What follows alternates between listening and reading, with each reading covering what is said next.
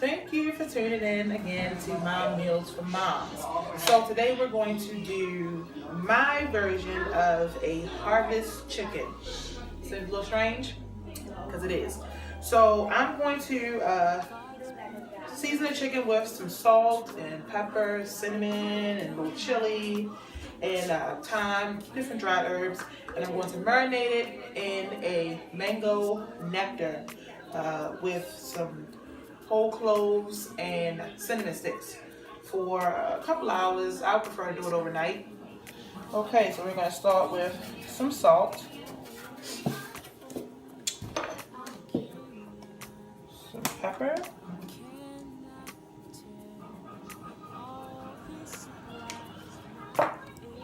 some thyme,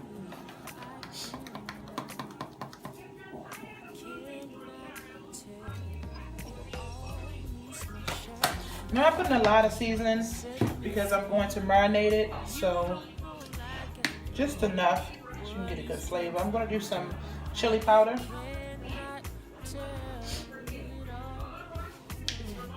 Let it give it some heat. I'm going to do some cinnamon.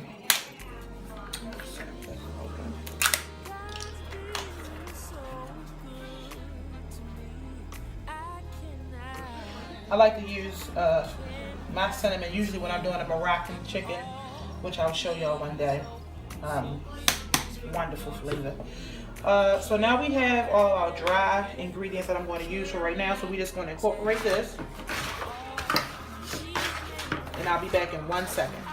Okay, so I'm going to add a little bit of basil because I want some more herb flavor in this besides the thyme. So I'm adding some basil, and I'm going to also add some allspice. Not a lot because allspice is pretty strong. So that's about it. And then I'm going to incorporate this all together in the chicken. So far we have salt, pepper, chili powder, cinnamon, thyme, basil, allspice, and I think that's it. So once we get it all throughout the chicken, I mean, you could add what you want. You could add nutmeg. You could add, if you want to do the parsley, you can. I'm just going to do this. And now that I have the chicken all nice and seasoned, can you see that? You see all the seasonings? Can you see that? All the seasonings throughout the chicken. Great. I'm going to now pour some mango nectar. Can you see? Mango nectar. So we're going to pour it. I'm going to actually pour it on the side so it doesn't take off all of my seasoning.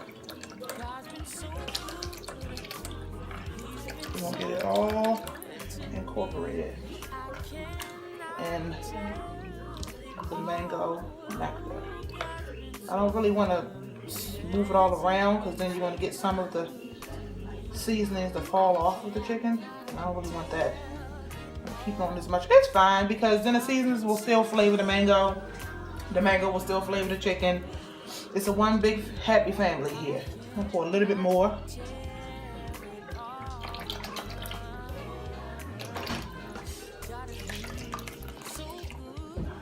Okay. You can use this if you want to after you drain it into your chicken and reduce it down and make a mango sauce.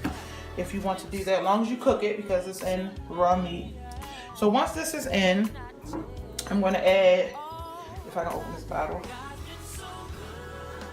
Maybe I can't open this bottle. Open that joint. I'm going to add some whole cloves. And the cloves will also flavor this mango juice. You're just going to sit it right in and let it do its thing. You will not cook this. You're going to drain all this off. And you're going to add about 3. Can you feel the salt? Because I don't like to touch my hand. About 2 to 3 cinnamon sticks. I'm going to do 2 because we did add cinnamon to the chicken. So we're just going to do 2 to 3 cinnamon sticks. I'll do 2. And you sit it in the marinade. Let this sit preferably overnight, but at least for an hour or two. The longer it sits, the more flavor the chicken. We're going to drain all of this off, and then we're going to bake the chicken and reduce the mango down to a sauce, which I'll show you how to do that later. All right, I'm going to cover this up. Okay, y'all, thank you again for checking out my Meals for Moms. I'm going to show you a real quick dessert. This is just my spin on monkey bread. Something simple, put it on in. So I have some biscuits here that my daughter cut up in 4, just some regular little rolls. I don't know whether it's Pillsbury or what, but I'm going to start off with some butter,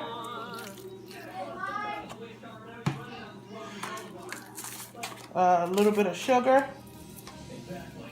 maybe about, I would say 3 tablespoons. Yeah, about 3 tablespoons of white granulated sugar, and I would do about equal parts of brown sugar. Get about 3 tablespoons, maybe a little bit more.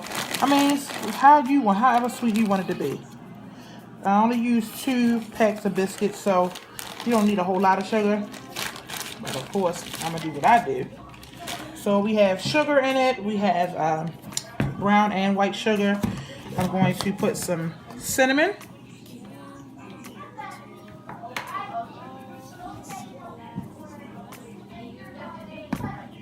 And you can always add to it if you feel like you need a little bit more.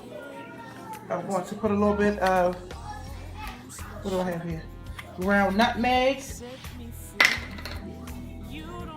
Nutmeg is a very strong spice used, so use that a little sparingly. Again, you can always add to it. So you're going to toss this around in the little pieces of biscuit buns. You can see it easily gets incorporated. It's really simple. It's really quick. You're just going to get it all around there. You don't have to put all that. You see all that sugar that's collecting at the bottom? You can use this if you want to. You don't have to. You can just take out piece by piece as we're going to do, and we're going to place it inside of the pan. I'm going to put a little bit of almond flavor in mine. Some people use vanilla, but I kind of want a nutty flavor, so a little bit of almond flavor. I'm also going to use some pecans. Can you give me the coconut? Okay. Some pecans all throughout this dish here. And always add later if you want a little bit more. Okay. And a little coconut. I like this dish with coconut actually because it gives you a toasted coconut flavor with the pecan, with the sugar. Alright, that's it. You got brown and white sugar, cinnamon, a little bit of nutmeg. I have almond. You don't have to use almond. You can use vanilla. You can use strawberry. You can use whatever you want to use as far as your flavor that you add into it. Pecans and coconut. Don't look all the appetizing right now. Give it a minute. So we're going to take this pan and we're going to spray him down. Spray his sides. Some more oil. I'm only using one hand, y'all, because my other hand is filled with sugar.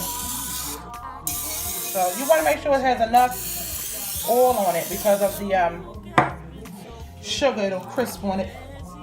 It'll crisp and then stick on the pan. So we're going to just add the little biscuit. If you want to dump them in, dump them in. I just want to make sure that I have pecans all throughout this dish. I'm going to show you the first layer, and then you can see then how you want to position. You don't have to use this pan. You can use whatever you have. And you kind of want them on each other so that they can, when they back up on, so that when they begin to swell, they can connect. That's the thing about a monkey bread. is to kind of pull them apart. So can you see here, Dale? So you don't have to have it one by one. A couple of them was still stuck together. We did 2. And it's gonna rise some. Because overall it is still a biscuit. See, I have pecans all throughout, so now I can kind of make the chunks a little bigger now. Alright, so we have all of our pieces of biscuit in. I got a couple pieces of pecan in here. So make sure I get that all throughout. And we're going to put this in the oven probably about 350, maybe for about 20 minutes or so. I'll let you know. I'll show you the end result once I pull it out, and then we'll let you know exactly how long we had it in the oven. Okay, so our monkey bread is in the oven. Our chicken is still marinating. I just cut and cleaned some potatoes. So now we're going to take the potatoes and put it in some boiling water with a couple pieces of onion to flavor the water and the potatoes while it's cooking, and that'll be mashed. So follow me. So we're just going to dump in our potatoes and some salted water. And I just have a couple pieces of onion here that I'm going to boil down with the potatoes. This doesn't take long at all for the potatoes to boil.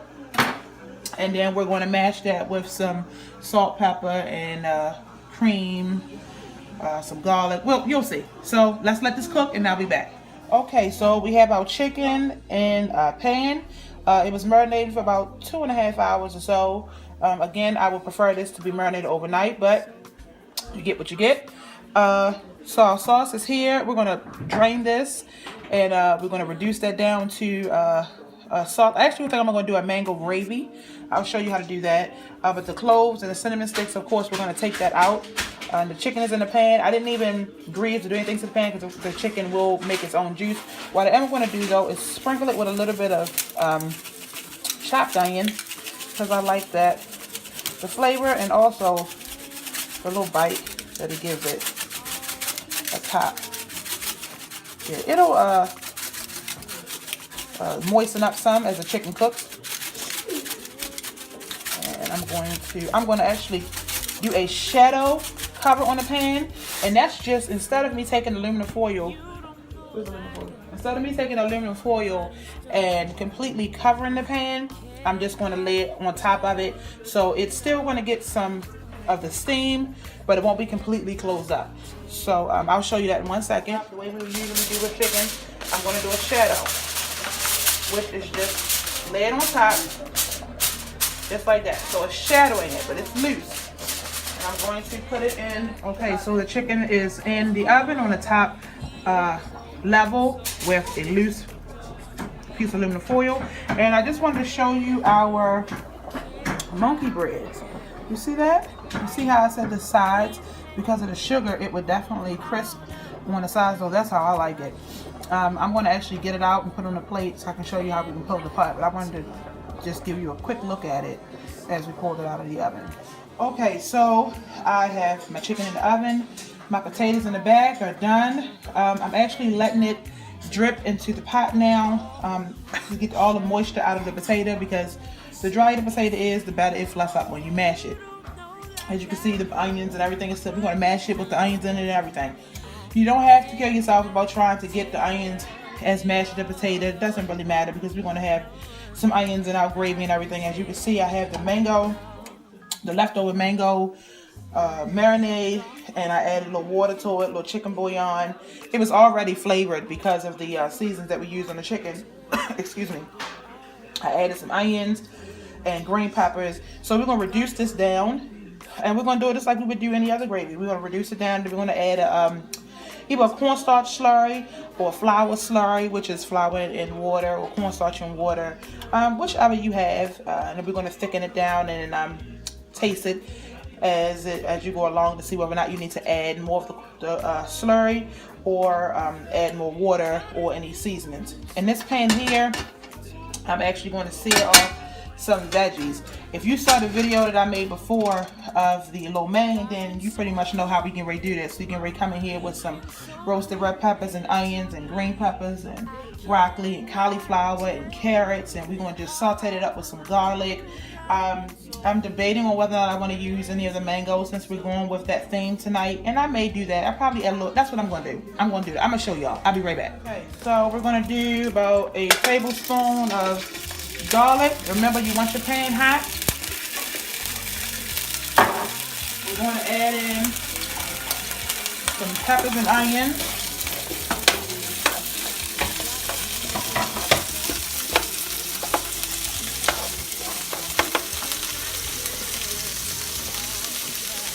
We're going to add in a couple roasted red peppers. I'm not even going to break it all up, really. I'm just going to I think I'm going to add all this in because I get it over with. I don't want the juice though. No, that's enough. I'm going to save some for my omelet in the morning between you and I. Okay. Now this pan could have been hotter because you want it to sear. And I'm going to let this cook for a few seconds. I'm going to let the pan get a little bit more hotter before I add any more veggies in it. And I'll be right back. Okay, so we're going to start adding in our veggies. It's just frozen vegetables. As you can see, my family loves green beans, so I always add an extra type of green beans to the mixture here. So we're going to add a little salt.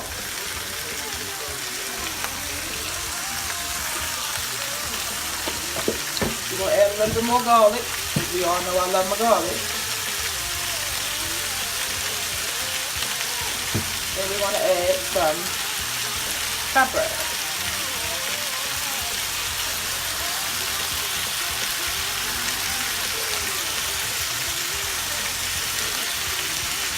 Okay. So once, I'm sorry, in the middle, thyme.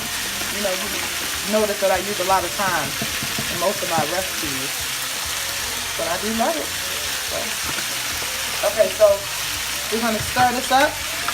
Let it cook down some more. Then I think I'm going to add a little bit of the mango in it, since that's the way we've been going. Yeah, I must say I haven't done that before.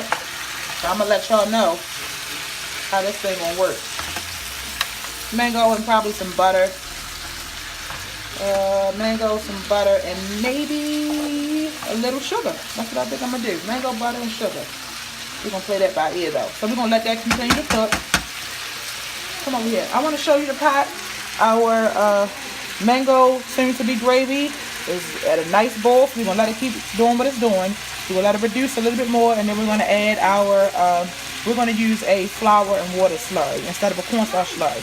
The difference is cornstarch is not going to be as thick as the flour slurry, and also the cornstarch doesn't really turn it a white color. Most times when you use a flour and flour and water slurry, you get that kind of white coat of a gravy, which doesn't really, it's not a bad thing because you're going to use the gravy usually kind of brown and it's going over top of some type of chicken or some type of meat. So nobody really pays them much attention. But you use cornstarch when you want to have something that doesn't have such a white, bright white undertone to the color. So we're going to use flour and we're going to let that roll. We're going to let this keep reducing. Our potatoes are pretty much dried out, but I'm going to let them go ahead and sit. It's not going to be too dry because it's sitting right in the steam from the gravy. And our vegetables we're going to continue to let cook. I'll be back. Okay, so our monkey bread is already pulling apart. It's very easy to pull.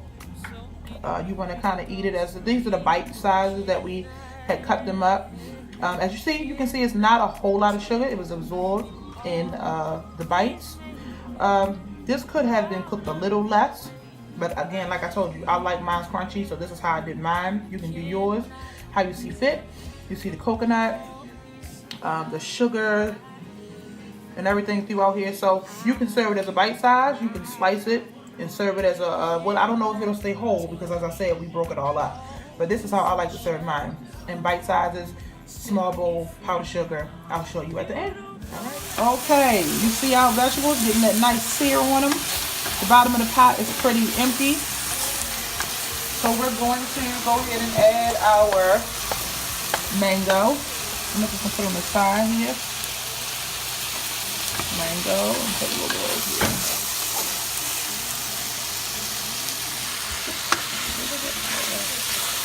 I'm not gonna use a lot. Okay. We got our mango in. And we're going to put a little butter.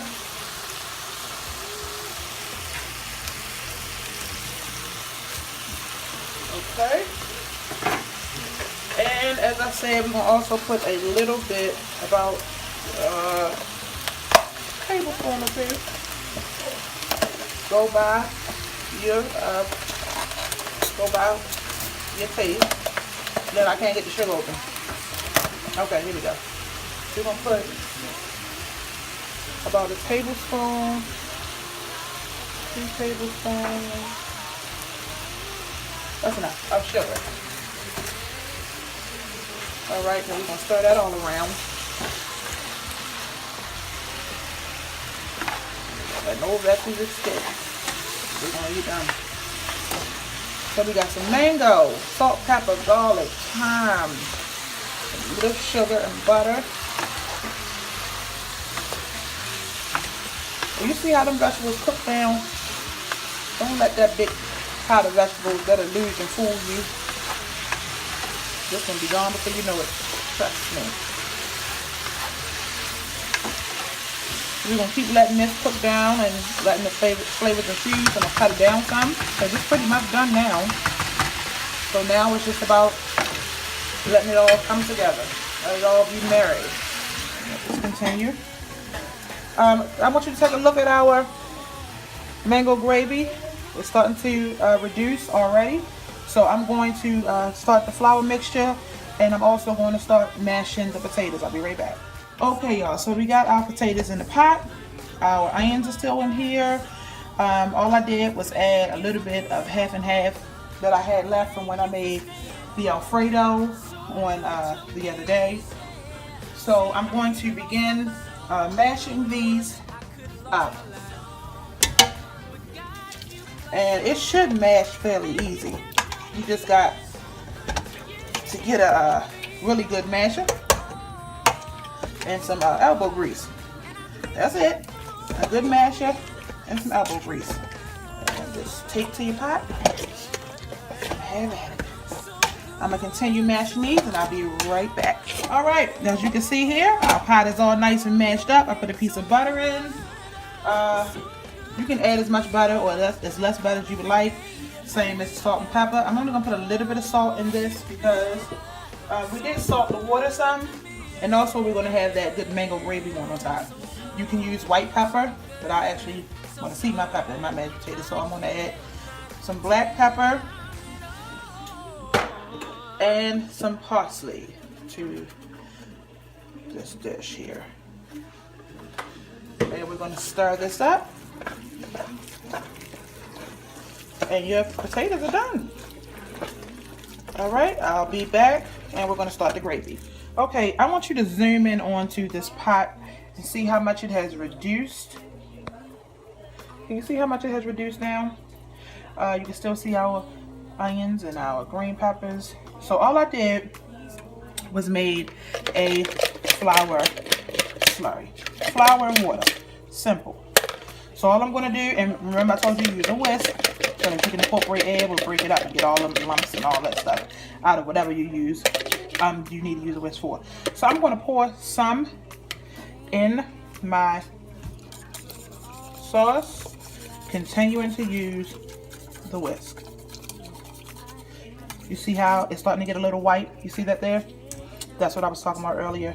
It doesn't, when I say white, it's just lighter than whatever the color that you may have been going for at first, which, as I said, most times is going over a meat, and we do use chicken bouillon or beef bouillon, so it doesn't make a difference. But for some people who want to keep that deep dark color that we just had, and maybe don't want it to be too thick, they would use a cornstarch slurry, and it would do the same thing. So I'm going to go ahead and finish pouring this in. If it gets too thick, all you have to do is add water. If it's not thick enough, make a little bit more flour slurry. Take you 10 seconds to make some flour slurry, which is just a flour and some water. Look at that. Look how thick it's already gotten. Y'all see that? You see how thick it already has gotten just that fast? Our mango gravy, which was from our marinade that we used, we let that cook down. So anything from the raw meat that was in there is already cooked down when we let it reduce. So it is now safe. And all we did was add a little bit of water, and onion and green pepper, and a little bit of chicken bouillon, as I said earlier, and made a flour slurry to go in there with it. I probably will add a little bit of water to this a little later because it thickens so quickly that 9 times out of 10 it's going to be too thick for what I want. But that's solely up to you. The whisk can actually go away now. Y'all know I'm famous for my wooden spoons. I love my wooden spoons. Then you just taste it and see if you need any other seasonings, because remember we didn't add any seasonings because we had already added it with the chicken.